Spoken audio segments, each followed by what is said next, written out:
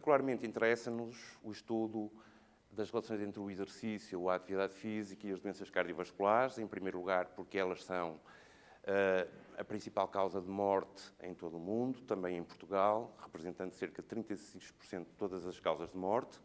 E, por outro lado, as doenças cardiovasculares são também uma causa de retirada precoce da vida ativa, numa percentagem relativamente considerável de indivíduos. As principais causas das doenças cardiovasculares, ou melhor, entre todas as causas das doenças cardiovasculares, aquelas que se relacionam com os estilos de vida e com os comportamentos inapropriados representam a maior fatia. E nós sabemos que esses comportamentos inapropriados, que são designados habitualmente por fatores de risco, são características que estão associadas ao desenvolvimento prematuro e à mortalidade prematura por doença cardiovascular, sendo que alguns deles não são modificáveis e outros, como por exemplo os hábitos tabágicos, a dislipidemia, a hipertensão, a obesidade, são fatores de risco que podem ser modificados pelas alterações dos comportamentos e, portanto, do estilo de vida. E, entre outros fatores, parece que a inatividade física pode ser, de facto, um comportamento, digamos, relacionado com as doenças cardiovasculares. Nós sabemos que, para a maioria das doenças cardiovasculares, a patologia subjacente é a aterosclerose, e a aterosclerose resulta da exposição prolongada a fatores de risco cardiovasculares, resulta também de alterações do fluxo sanguíneo, de disfunção endotelial e de inflamação crónica, e que origina, neste caso, uma alteração do fenótipo vascular por um infiltrado de células do sistema imune na parede vascular, pela adesão firme e agregação de plaquetas, e todo este processo é mediado por fatores inflamatórios, por moléculas de adesão celular, por citocinas inflamatórias, quimocinas e também reagentes de fase aguda.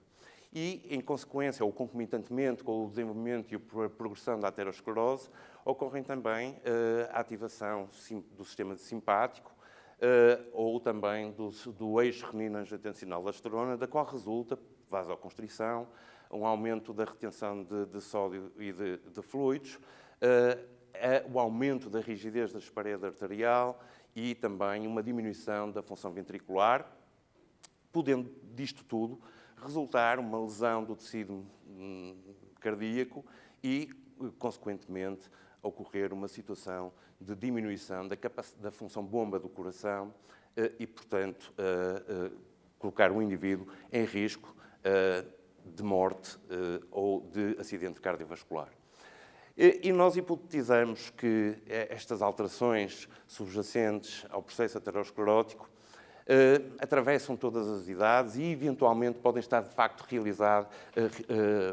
relacionadas com a inatividade física. Na verdade, nós sabemos hoje, através de estudos em pós-mortem, em cadáveres que morreram por causas externas que não por doença cardiovascular, que mesmo em indivíduos muito jovens, por exemplo, no período da adolescência, eles apresentam fatores de risco e apresentam simultaneamente lesões vasculares. E por isso, embora a doença cardiovascular se manifeste maioritariamente em indivíduos de idade avançada, quando nós pensamos na prevenção, temos que pensar na prevenção desde idades muito baixas. E, evidentemente, que nós hipotizamos também que indivíduos que sejam pouco ativos tenham um risco acrescido de morbilidade e de mortalidade cardiovascular. E, aliás, nós sabemos que a aptidão física, e neste caso a aptidão cardiorrespiratória expressa pelo consumo máximo de oxigênio, está relacionado com a maior tolerância ao exercício, mas também está relacionada, por exemplo, com a maior prevalência de comorbilidades, como, por exemplo, a diabetes, a hipertensão, o infarto agudo do miocárdio e os acidentes vasculares cerebrais. Então, aquilo que nós procuramos apurar através da nossa investigação, e sobretudo através de estudos de natureza epidemiológica, é procurar, de facto, confirmar se existe uma associação entre a inatividade física ou níveis baixos de aptidão física com a presença de fatores de risco e o risco cardiovascular. E, recentemente, realizamos um estudo com indivíduos idosos, aqueles que são mais afetados pela doença cardiovascular, e verificamos que a aptidão cardiorrespiratória avaliada num teste submáximo de caminhada está relacionada com diferentes fatores de risco, como, por exemplo, a percentagem de massa gorda, a massa gorda localizada no tronco, a pressão arterial sistólica, a frequência cardíaca de repouso e também o duplo produto, que é um indicador das exigências de O2 do miocárdio durante o trabalho cardíaco. E verificamos também, então, que ter níveis baixos ou elevados de aptidão cardiorrespiratória, através da performance realizada neste teste, quando nós ajustamos para a idade e para o sexo destes sujeitos, verificamos que, de facto, a performance nesse teste é um preditor de esses fatores de risco, ou seja, ter níveis baixos de aptidão cardiorrespiratória significa ter um risco mais elevado de ter percentagem de massa gorda elevada, ou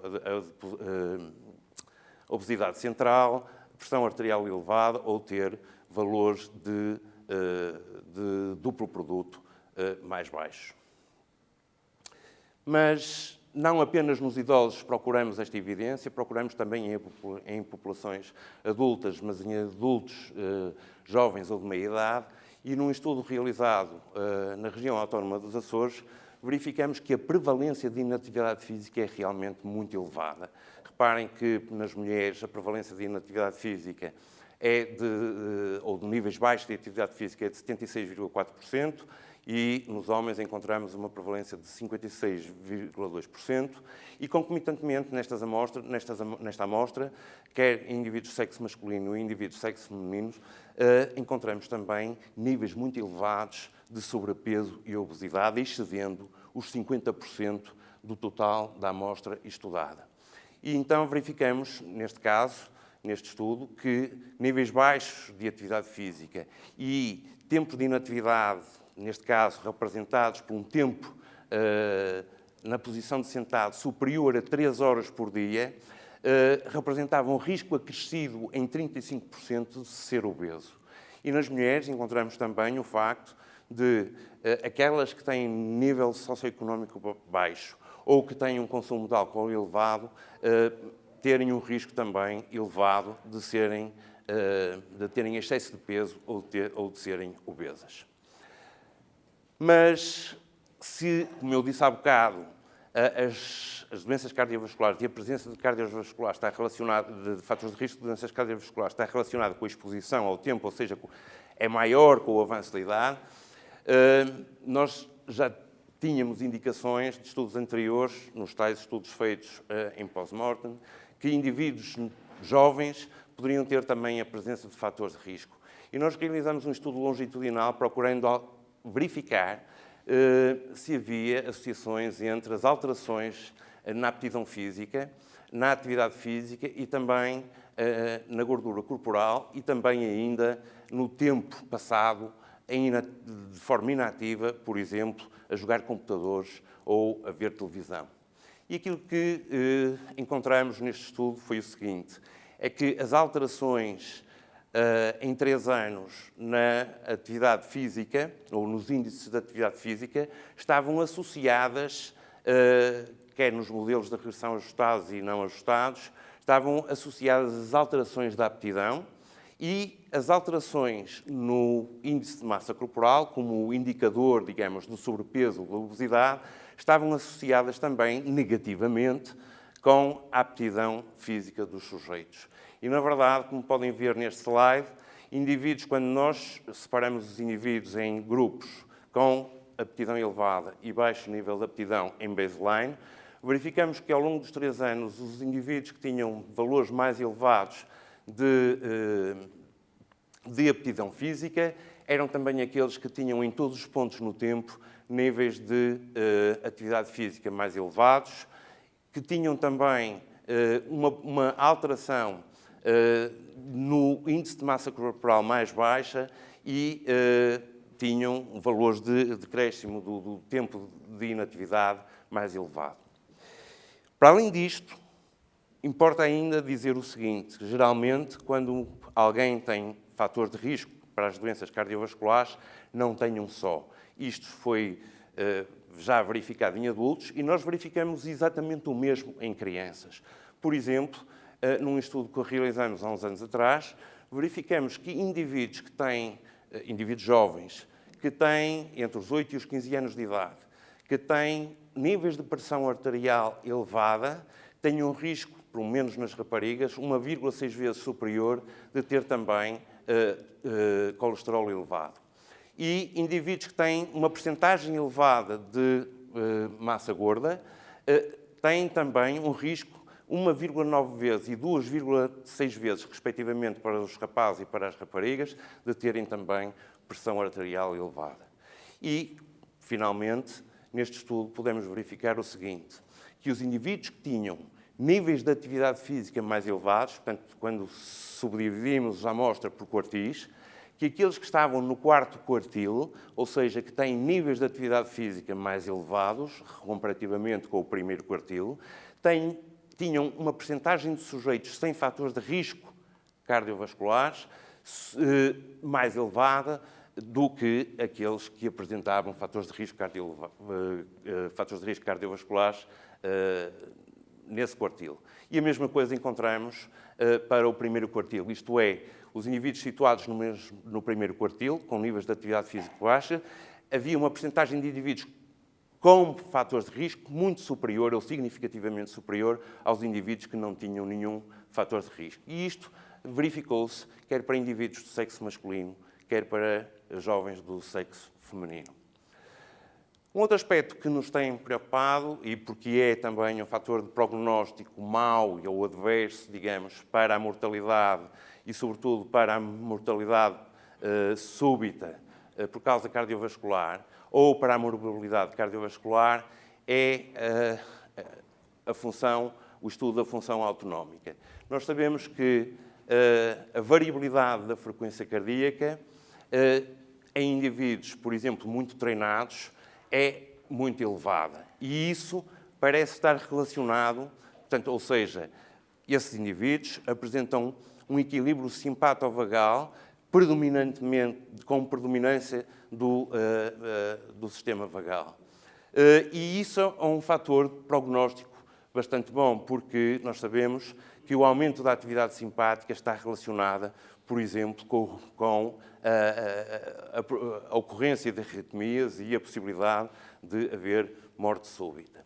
E então nós realizamos um estudo com estudantes universitários, portanto, são indivíduos relativamente jovens, e verificamos, por exemplo, que para os índices vagais, esses índices eram melhores nos indivíduos que tinham maior quantidade de atividade física moderada, de intensidade moderada a vigorosa, que é aquela que parece ter, de facto, benefícios para a saúde. Isto é, quando nós dividimos a amostra por tertis, verificamos que os indivíduos que tinham níveis de atividade física mais elevados eram aqueles que apresentavam melhores índices vagais. E fizemos mais. Num outro estudo, procuramos relacionar a função autonómica, nomeadamente a modulação vagal, com um indicador de inflamação sistémico, a proteína C reativa, porque sabemos que a inflamação é, de facto, um dos fatores de risco para a ocorrência de eventos cardiovasculares e, eventualmente, pode estar ligado, digamos, a níveis baixos de atividade física. E nós queríamos procurar ver se havia uma associação entre isso. E quando dividimos a amostra de uma amostra de estudantes universitários por tertis dos valores de concentração séricas da proteína C reativa, verificamos que os indivíduos que estavam no primeiro quartil dos níveis de proteína C reativa eram aqueles que possuíam uma maior quantidade de atividade física de intensidade moderada a vigorosa, supostamente aquela que induz maiores níveis de aptidão e que, eventualmente, poderá ter um efeito cardioprotetor. E verificamos também que, de facto, os indivíduos que estavam no terceiro tertil das concentrações de proteína C reativa tinham valores, digamos, tinham piores valores naquilo que eram os indicadores, digamos, vagais. Por outro lado, encontramos também associações significativas entre a proteína C reativa, os índices ou os indicadores da variabilidade da frequência cardíaca e também, como se pode ver aqui, com a quantidade de atividade física moderada a vigorosa realizada pelos sujeitos.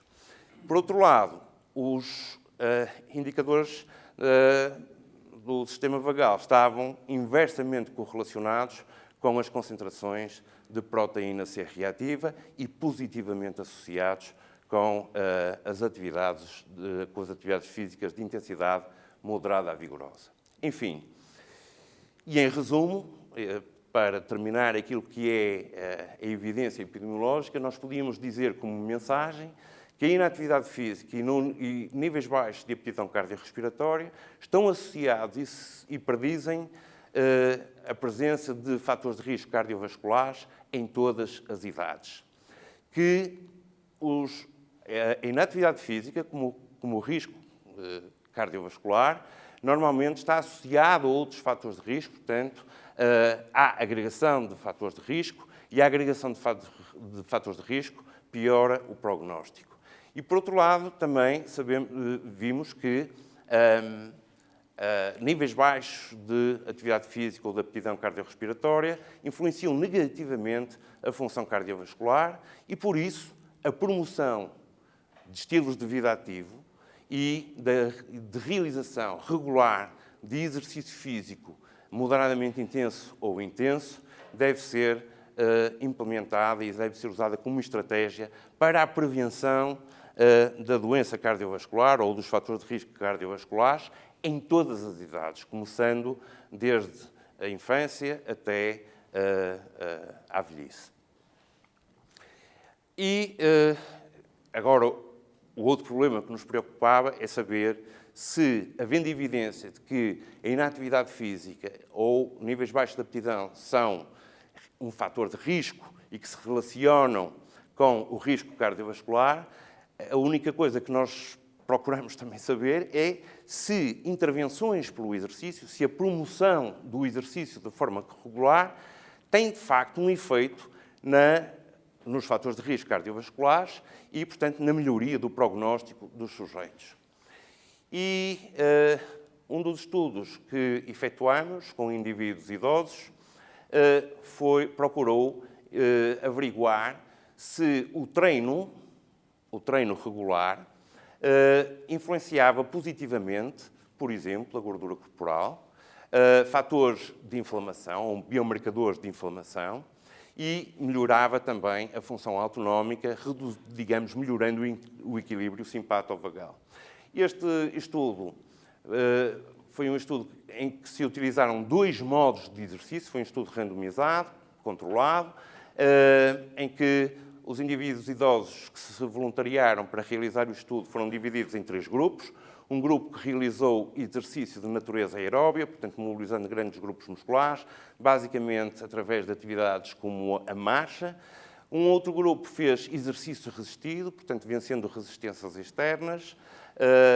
E um outro grupo, que foi o grupo de controle, e que nós designamos o waiting list porque eles, durante o período de observação e de realização do exercício, não fizeram nenhuma atividade pelo exercício, mas mal terminou o período de estudo, eles tiveram acesso aos programas de exercício que tinham sido realizados. E os principais resultados que nós encontramos foram os seguintes. Nos 2 grupos que realizaram o exercício, apesar de serem de modos diferentes, obtivemos alterações e reduções significativas da quantidade de gordura corporal total, mas também da gordura central. E nós sabemos que isto é muito importante, porque nós sabemos que a gordura central, ou a massa gorda central, depositada na região do abdômen, por exemplo, está mais relacionada, é um forte preditor de risco cardiovascular. No que diz respeito às respostas ao treino também, sobretudo ao treino resistido, nós observamos uma melhoria significativa, em geral, de todos os indicadores relacionados com a função autonómica e na resposta ao exercício aeróbio. Nós verificamos alterações significativas na pressão arterial sistólica de repouso e na pressão arterial diastólica, na frequência cardíaca de repouso, nos indicadores da atividade vagal, nos níveis de concentração séricos de proteína C reativa e ainda, obviamente, na aptidão física. E por isso podemos concluir que, de facto, o treino é efetivo, independentemente da sua modalidade, embora parecendo que o treino de natureza aeróbia tem, digamos, um alcance na prevenção dos fatores de risco cardiovasculares e na melhoria, digamos, do prognóstico mais elevado do que o treino de resistido isoladamente.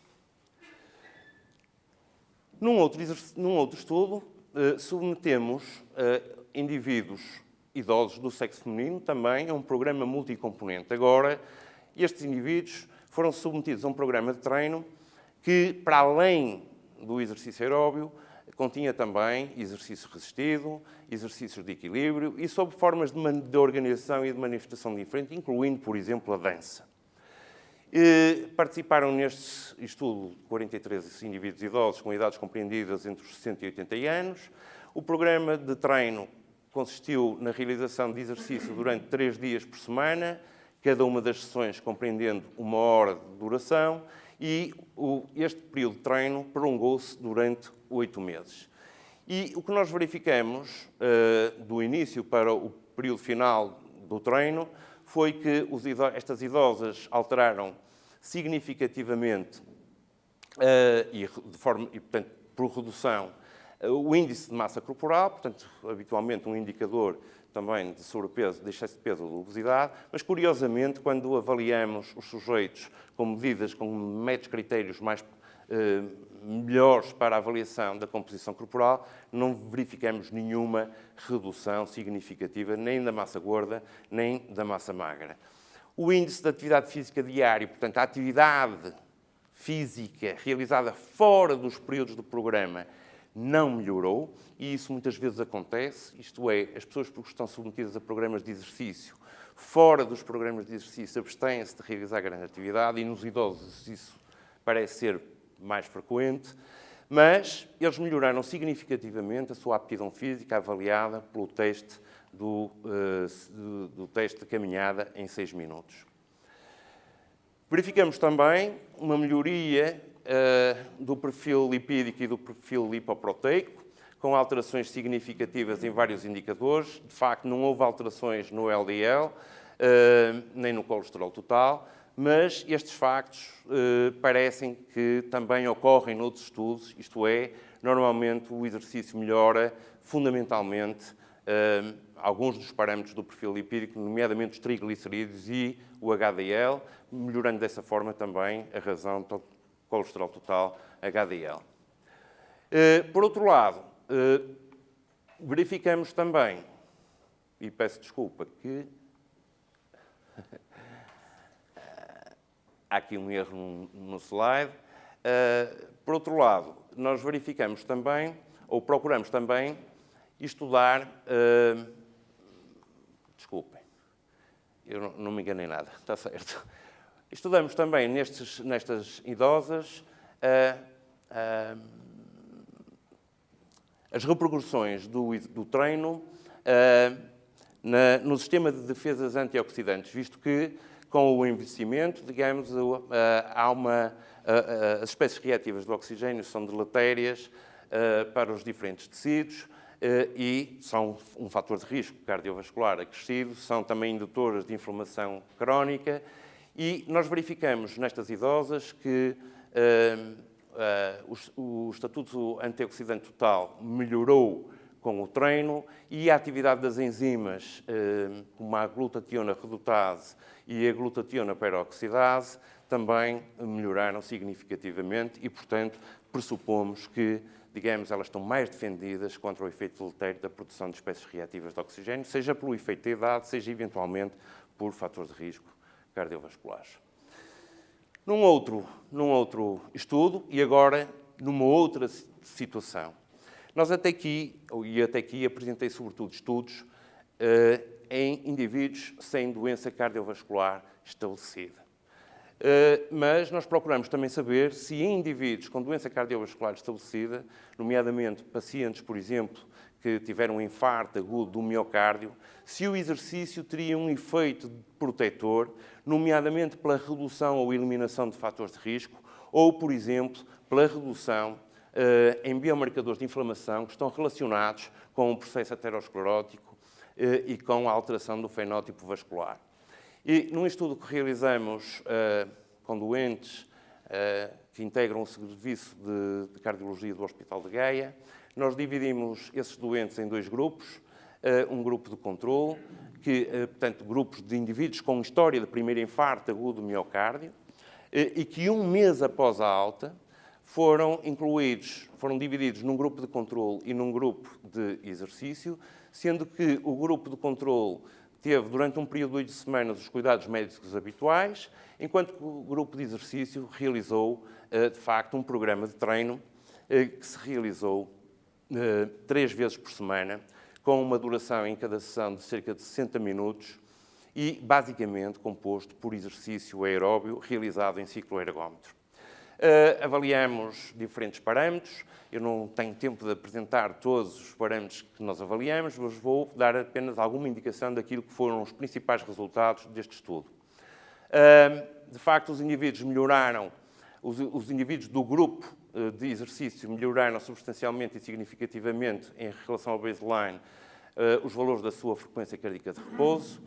Melhoraram também a atividade física diária fora do programa, o que é um fator importante, porque não é importante apenas realizar a atividade física, o exercício, é importante depois que fora do programa eles se mantenham complacentes com níveis de atividade física de intensidade moderada vigorosa para que possam ter, digamos, benefícios do ponto de vista cardiovascular, nomeadamente a redução da possibilidade de terem reincidência de evento, enquanto que, por exemplo, nos indivíduos do grupo de controle, eles pioraram os seus níveis de atividade física diária.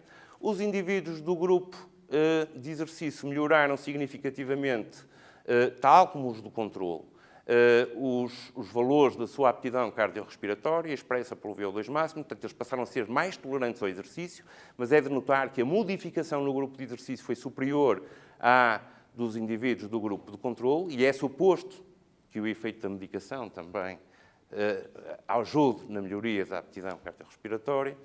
E relativamente aos biomarcadores de inflamação avaliados, nós não verificamos nenhuma alteração, por exemplo, nos valores da proteína C reativa, nem, por exemplo, da interleucina 6, mas verificamos um aumento da interleucina 10, que é uma interleucina anti-inflamatória, que tem um papel anti-inflamatório, e verificamos que no grupo de controle a IL-10 diminuiu, portanto, paralelamente com o aumento de moléculas de adesão celular, nomeadamente a ICAM e a EVCAM, o que indica que nos indivíduos do grupo de controle, os cuidados médicos, apesar dos cuidados médicos habituais, e num período tão curto como apenas 1 mês e 8 semanas, estes indivíduos poderiam já estar num novo estadio de desenvolvimento da aterosclerose e, portanto, aumentando o risco. Claro que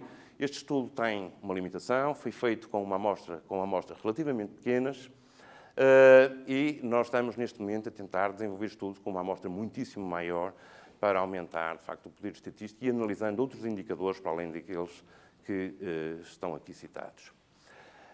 Num outro estudo realizado com pacientes com história de infarto agudo do miocárdio, nós procuramos determinar se um programa de treino, um programa de exercício com também terapia de relaxação pelo exercício, se isso se repercutia positivamente, digamos, em parâmetros hemodinâmicos e também na diminuição de fatores de risco, nomeadamente um outro fator de risco que muitas vezes não é estudado, que é o stress.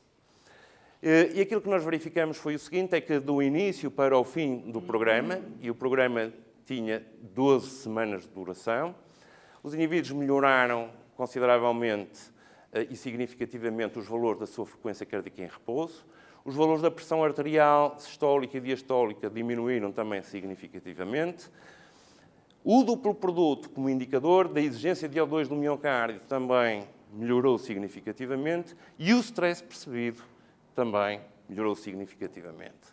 Para além disso, nestes indivíduos, nós vimos que, ao fim das 12 semanas de treino, o número de fumadores diminuiu neste grupo,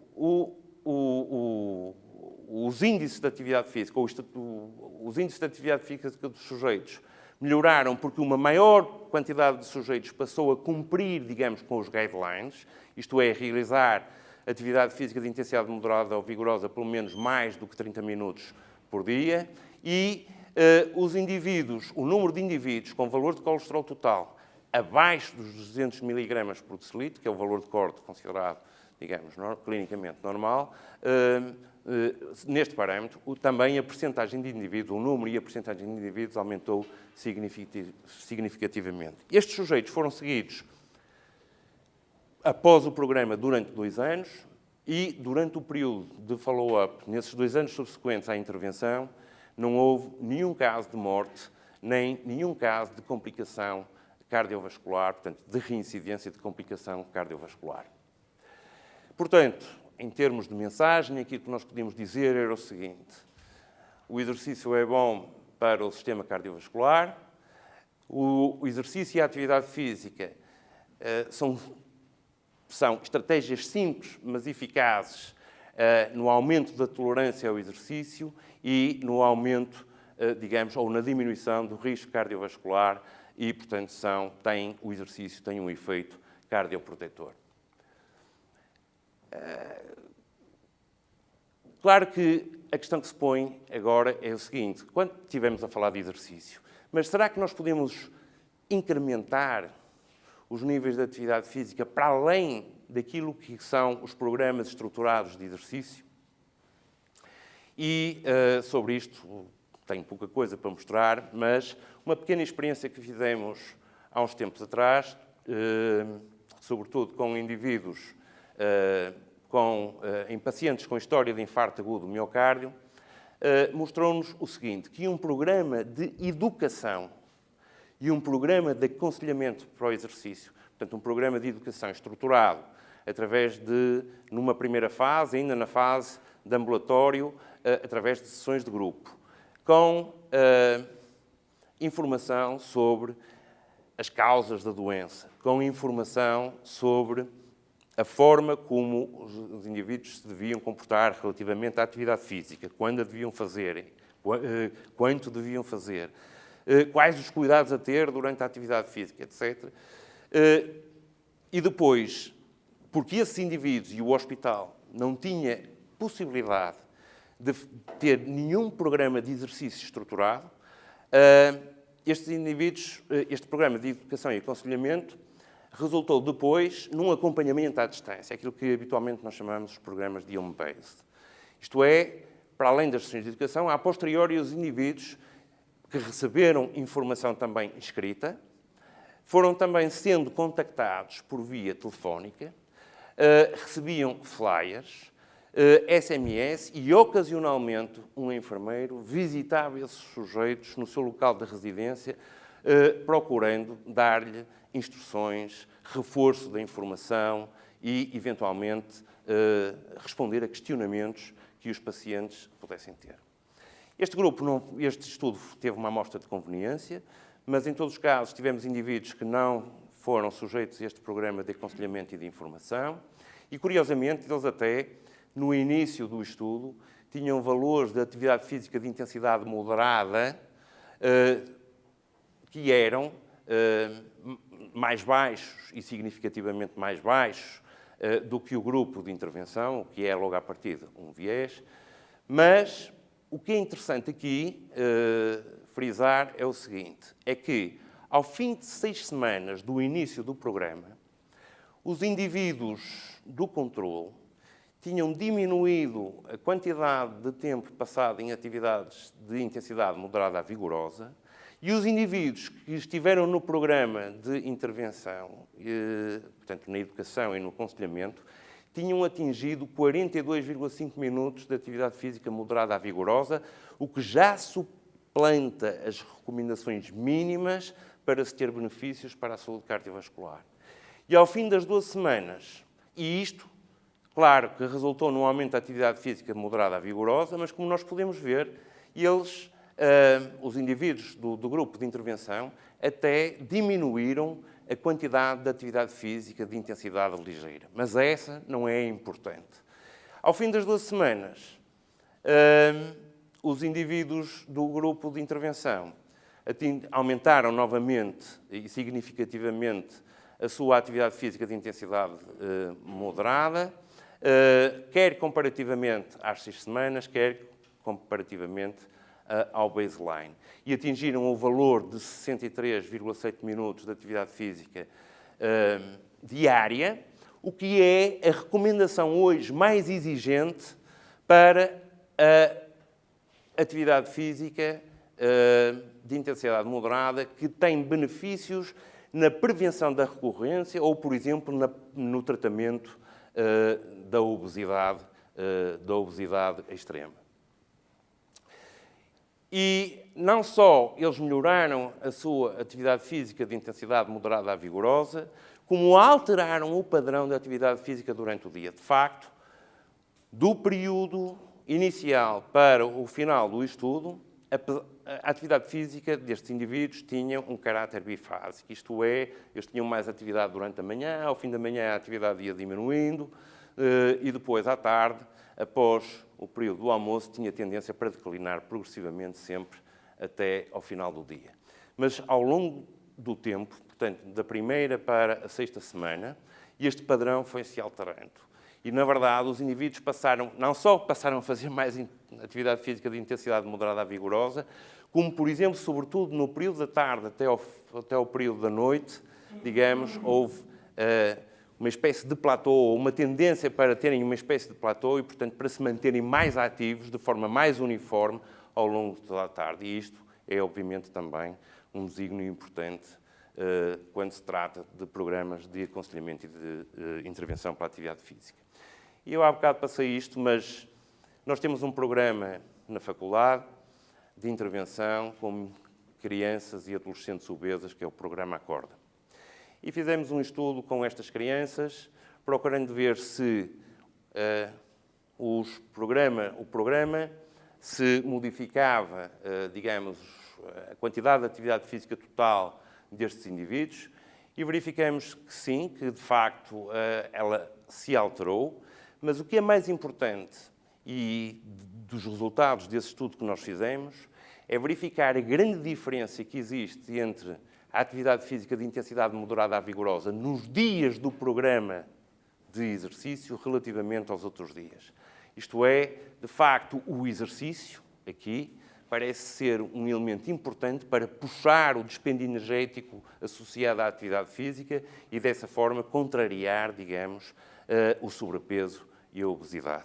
Bom, e com isto eu terminaria a minha intervenção, dizendo então que, de facto, a atividade física e o exercício parecem ser importantes para a prevenção cardiovascular, quer em indivíduos aparentemente saudáveis ou de alto risco, mas sem manifestação clínica, quer para indivíduos já com manifestação clínica estabelecida de doença cardiovascular, sendo certo que, e aqui, pensando sobretudo nos mais jovens, é muito importante intervir desde cedo na atividade física, porque a atividade física nós hoje sabemos que não é um comportamento estável, enquanto que os fatores de risco apresentam elevada estabilidade. E, portanto, se um indivíduo tiver níveis baixos de atividade física durante a infância e durante a adolescência, tem uma grande probabilidade de ter níveis baixos de atividade física na idade adulta, tem uma grande probabilidade de ter mais fatores de risco e, por isso, tem um pior prognóstico do ponto de vista cardiovascular. Muito obrigado.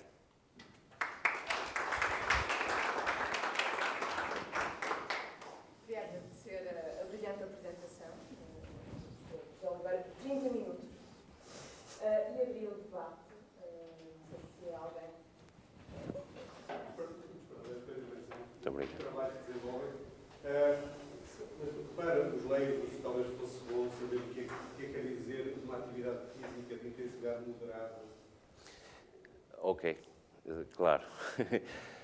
Nós consideramos uma atividade física de intensidade, ou nós, e considera-se uma atividade física de intensidade moderada, uma atividade física cujo dispêndio energético seja superior a 3 METs, 3 equivalentes metabólicos. Portanto, um equivalente metabólico corresponde a 3,5 mililitros de O2 por quilograma de peso minuto e, portanto, acima de 3 METs considera-se uma atividade de intensidade moderada, até aos 6 METs. As atividades vigorosas são todas aquelas cuja intensidade absoluta, medida em METs, é superior a 6 METs. E são, de facto, nós hoje temos evidência que são, de facto, as atividades de intensidade moderada, que, sobretudo para indivíduos sem serem de alto risco, portanto, indivíduos sem patologia estabelecida e sem serem de alto risco, portanto, com níveis baixos de fatores de risco, que essa atividade, a essa intensidade, é, de facto, protetora, tem um efeito de proteção. Mas se tivermos indivíduos obesos, por exemplo, com excesso de peso, indivíduos eventualmente hipertensos, ou indivíduos com doença cardiovascular estabelecida, mas considerados de baixo risco para o exercício, se considerados de baixo risco para o exercício, são indivíduos que têm uma fração de ejeção superior a 40%, são indivíduos que não apresentam sinais de arritmias, que têm uma resposta cronotrópica ao exercício da frequência cardíaca adequada. Para esses, provavelmente, a intensidade com mais benefício é aquela que é a atividade física vigorosa. Coloca-se um problema. Quando se fazem exercícios, hoje nós sabemos que os exercícios mais intensos têm mais benefícios. Têm também mais risco, sobretudo para os indivíduos que têm mais fatores de risco, por exemplo, indivíduos com diabetes, ou indivíduos com síndrome metabólico, ou indivíduos que têm angina, ou que tiveram infarto, ou até pacientes com insuficiência cardíaca. É que, sendo mais exigente a atividade, portanto, de maior intensidade, o risco acrescido de complicação cardiovascular durante o exercício é maior. E, por isso, exige uma supervisão mais estreita. Isto é, estes indivíduos têm que ser mais acompanhados durante o exercício. Por exemplo, se eu pensar num indivíduo com insuficiência cardíaca ou num indivíduo que tenha angina, ou que tenha angina instável, naturalmente, ou infarto, sobretudo num período muito próximo do infarto, fazer exercício de alta intensidade quase que pressupõe a monitorização permanente com ECG de 12 derivações. E, portanto, em termos práticos, para quem quer promover o exercício de forma regular, essa intensidade provavelmente não é aconselhável, a não ser que tenhamos muitos meios para a realizar. Não sei se há mais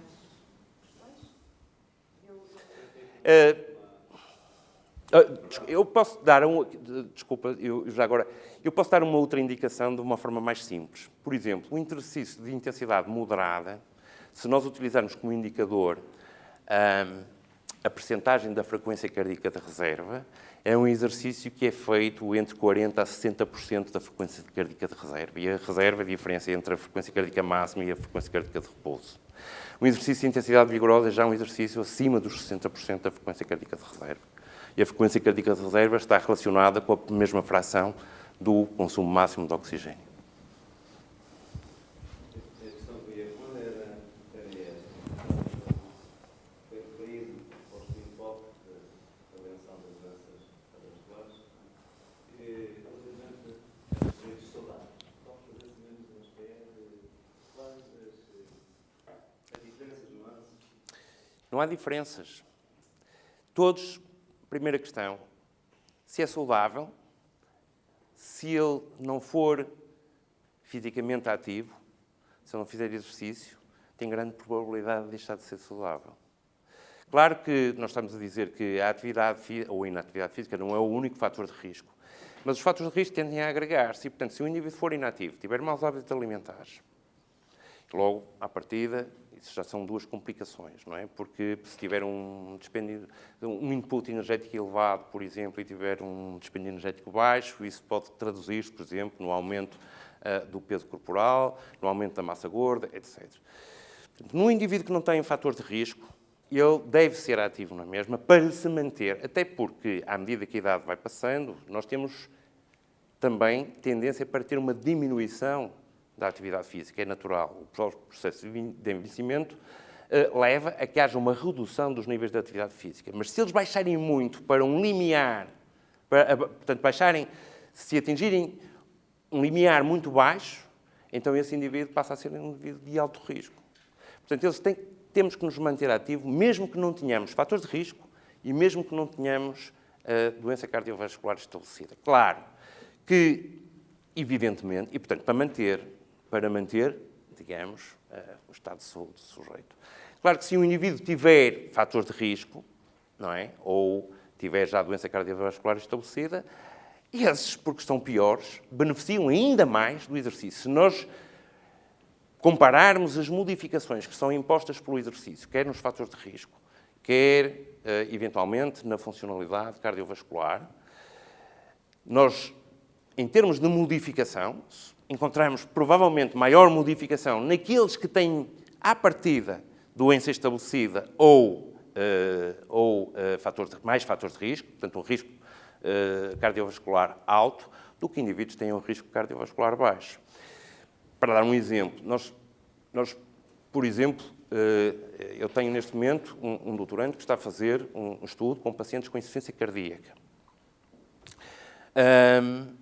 E nós verificamos que quanto maior é o grau de insuficiência cardíaca dos sujeitos, ou seja, indivíduos que têm uma disfunção sistólica mais acentuada, são aqueles que melhoram mais com o exercício. Quanto mais grave é o estado e mais avançado é o estado de insuficiência cardíaca, maior é o benefício que esses indivíduos têm relativamente ao exercício. E, por exemplo, eu mostrei aqui um estudo onde não tive grandes resultados.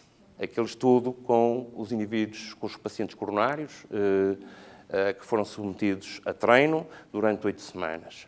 Mas talvez eu não tenha dado ênfase na altura disso, mas se nós olhássemos para o nível daqueles sujeitos, por exemplo, bastava ver o valor, por exemplo, da aptidão cardiorrespiratória inicial deles. Eles eram doentes coronários, mas eram, dentro dos coronários, os melhores. De facto. Por isso é que nós temos que pôr o estudo com uma amostra diferente, porque para apanharmos indivíduos tivemos azar, apanhamos os muito bons e não apanhamos aqueles mais graves. E provavelmente por isso, e também porque, verdade seja dita, eles tinham uma terapia medicamentosa muito otimizada, nós não encontramos, por exemplo, muitas alterações nos biomarcadores de inflamação ou de disfunção endotelial. E até as mudanças do ponto de vista da tolerância ao exercício, embora tivessem sido significativas, não se pode dizer que fossem muito elevadas. E, portanto, quanto mais grave é a condição do sujeito, ou o risco é mais elevado, maior é o benefício que o exercício pode ter. Um comentário, lançaria algumas, mais do que questões são pontos que ficaram na apresentação. É com alguma tristeza que eu percebo que Portugal segue a tendência norte-americana e europeia em relação ao sedentarismo. Acho que é claríssimo. Os problemas cardiovasculares, entre outros, que podem ser genéticos, socioeconómicos, culturais e também do sedentarismo.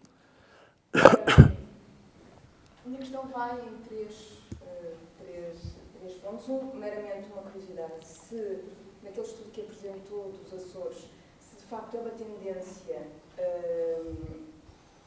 um registro mais fragilizado socioeconómico, principalmente nas mulheres, acompanhar maior risco cardiovascular e de sedentarismo. Se há alguma coisa que há esse estudo mais alargado em Portugal, porque em outros países acontece, e percebemos que acontece com níveis socioeconómicos inferiores. Isso é uma questão. Outra questão que, de um ponto de vista mais sociológico, me preocupa e que prevenção. Percebi que há, de facto, aqui a questão das investigações, trabalhamos sempre com grupos de estudos, mas pensando na realidade portuguesa, pensando no sistema educativo e nas nossas crianças e jovens, se há alguma perspectiva ou não de nos retirar desta sociedade de homens sentados, que é onde nós estamos, um bocadinho se sua perspectiva ou a vossa perspectiva em termos docentes. E uma terceira questão, que é um bocadinho colateral à apresentação de alguns estudos sobre o oposto. Poetas de alta competição, performers de alta competição, quando o nível físico é de tal forma elevado que pode ou não disputar risco, normalmente na questão da proteína C reativa, também há estudos de processos inflamatórios, né? Se há ou não. Isto também é um bocadinho falando dos dois polos, nós falamos da ausência de exercício, mas também do outro lado, que é o registro, e que, em termos quase como uma sociedade promove hoje em dia, que é um excesso, também, que é uma fração mínima, mas um excesso de exercício. Eu vou tentar me lembrar de todas, mas... Primeira, que era aquela questão dos Açores. E na questão dos Açores é se isso acompanhava a realidade, se é uma tendência portuguesa.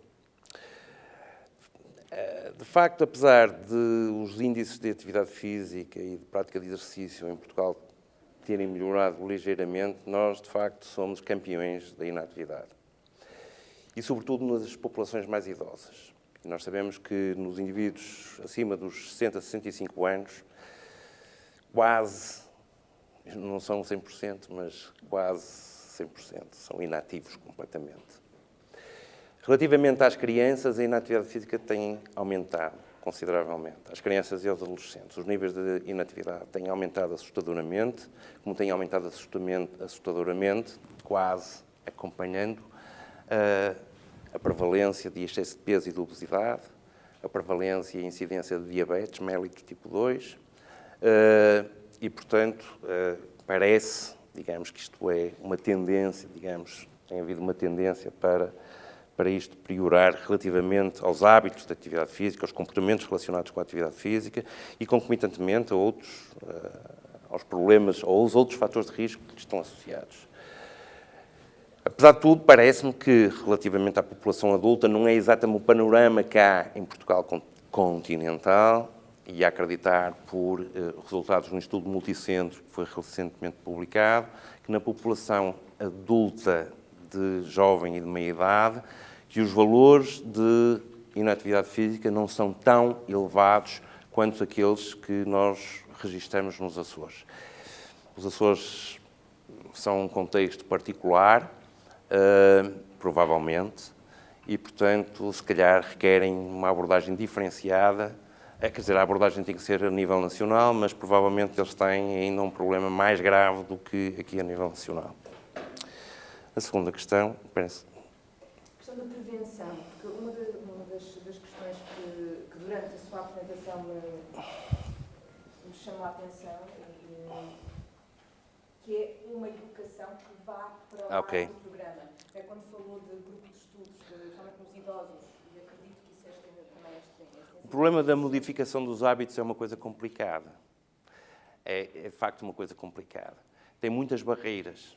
Do ponto de vista psicológico, eu não sou um especialista nisso, mas do ponto de vista psicológico, do ponto de vista social, fatores do envolvimento, por exemplo, questões relacionadas com o urbanismo, com a segurança, etc. Há múltiplas barreiras, de facto, e portanto, é importante as pessoas quererem. E as pessoas, não se diz só, não é fácil dizer só faça a atividade física e elas fazerem. Portanto, isto obriga também a uma intervenção multidisciplinar. Isto tanto é verdade com as pessoas sem doença cardiovascular estabelecida, como com doença cardiovascular estabelecida. Claro que naqueles que têm doença cardiovascular, talvez seja mais fácil eles apanharem um susto, ou têm um susto grande, e, portanto, mas isso não significa que eles sejam complacentes. Eles aderem, mas a complacência tende a diminuir ao longo do tempo. Nós sabemos isso. E isto ainda é mais difícil nos indivíduos que não têm doença cardiovascular estabelecida. E, portanto, essas barreiras, sobretudo as barreiras de natureza do envolvimento, as barreiras psicológicas ou as de natureza social, têm que ser ultrapassadas. Por exemplo, o caso das mulheres é um caso muito particular, que são um grupo de risco muito mais elevado relativamente à inatividade do que os homens. E isto tem a ver com fatores culturais e sociais. E não é por acaso que, por exemplo, quando nós vamos ver, e isto tanto é verdade nos indivíduos sem doença cardiovascular estabelecida, como nos que têm doença cardiovascular estabelecida. Por exemplo, nos programas de reabilitação cardíaca, eles são quase só povoados por homens. O número de mulheres, mesmo referenciadas, que depois adere e é complacente, é baixo. E as razões são múltiplas. São as questões relacionadas com a família, são as coisas relacionadas com as obrigações profissionais, com uma série de coisas, uma série de barreiras que, eu não sou um especialista, mas que de facto nós sabemos hoje, temos informação hoje, que têm que ser vencidas. E a mudança do comportamento é uma coisa de facto difícil de se fazer, é preciso muita persistência para se alcançar.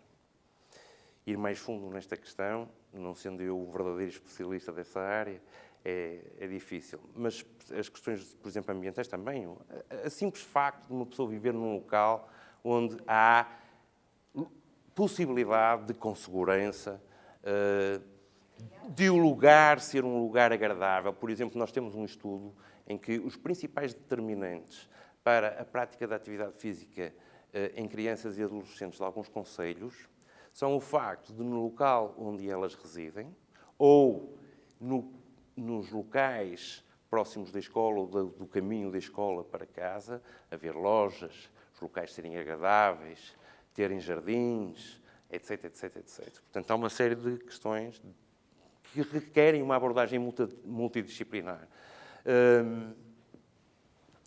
E há ainda um outro aspecto, sobretudo para, e devo dizer isto com alguma tristeza, sobretudo para os indivíduos com doença cardiovascular estabelecida. E, portanto, que necessitam muito de programas estruturados de exercício. É que a oferta é muitíssimo baixa. Por um lado, porque há pouca referenciação. É verdade, tem que se dizer, que entre a comunidade médica e, sobretudo, até mais ao nível dos cuidados primários de saúde, as pessoas referenciam muito pouco. Há muitos poucos programas, sobretudo em ambulatório, nos centros hospitalares. Há muito poucos programas estruturados de exercício. A complacência é baixa. E também, infelizmente, a formação de recursos humanos para cuidar dessas pessoas com risco acrescido não é ainda suficiente. E há também um problema de auditoria a esses programas. Portanto, tudo isto contribui para que haja muito caminho a percorrer neste âmbito. Terceira pergunta. Excesso de exercício, não só da questão do ok. atleta, falta de Eu tenho o meu colega, professor José Alberto Duarte, que eu sou grande amigo, estimo muito, tem sempre umas tiradas fantásticas. E ele diz que a dose faz o veneno. Em princípio, o exercício é bom, não mata, mas também pode matar. O exercício pode levar, por exemplo, a respostas maladaptativas cardíacas, quando ele é extremo. Embora, eventualmente, os mecanismos de desenvolvimento desta resposta maladaptativa sejam diferentes daquelas, por exemplo, que ocorrem num paciente com insuficiência cardíaca. Mas o exercício tem riscos, de facto. Tem riscos, o exercício mata, nós vemos os casos frequentemente. Muitas vezes, porque não é possível despistar uma complicação, que é uma complicação congénita que não foi rastreada, e o indivíduo um dia, numa circunstância, morre. Mas mesmo indivíduos que não tenham essa malformação congénita ou esse problema congénito e herdado, podem, em situações extremas, de exercício muito vigoroso e de muito longa duração, etc., podem ter, de facto, complicações induzidas pelo exercício. Claro que isto acontece, sobretudo, com os indivíduos mal preparados. Nós vemos indivíduos que fazem ultramaratonas, várias ao longo da vida, e não têm nenhuma complicação. Mas isso pressupõe uma preparação prévia de muitos anos e muitos cuidados também a ter durante a própria realização do exercício e também no momento após. De facto, por exemplo, nós sabemos, e isto é verdade, nós sabemos que Há muitos indivíduos que o exercício é indutor, eventualmente, de complicação cardiovascular. Muito raramente durante o exercício, curiosamente. Mas na hora subsequente à cessação do exercício, o risco cardiovascular de complicação aumenta substancialmente. E, sobretudo, após esforços relativamente extremos. E, portanto, não há nada que seja isento de risco. Muito obrigado. Muito obrigado a todos pela vossa presença.